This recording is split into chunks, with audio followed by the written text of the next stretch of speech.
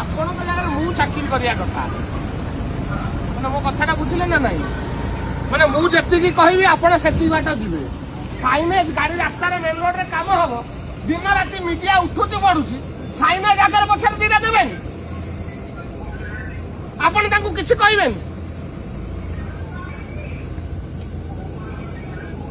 balls ବାବୁ ଆପଣ ଗୋଟେ sub division in charge କାଲି ଆକ୍ସିଡେଣ୍ଟ ହବ ପୁଣି ମତେ ମୋର ମା ଭଉଣୀ ନେବେ ଆପଣଙ୍କର କଣ ଅଛି ଆପଣ କଣ ଦରମା କଣ ଦଉଛି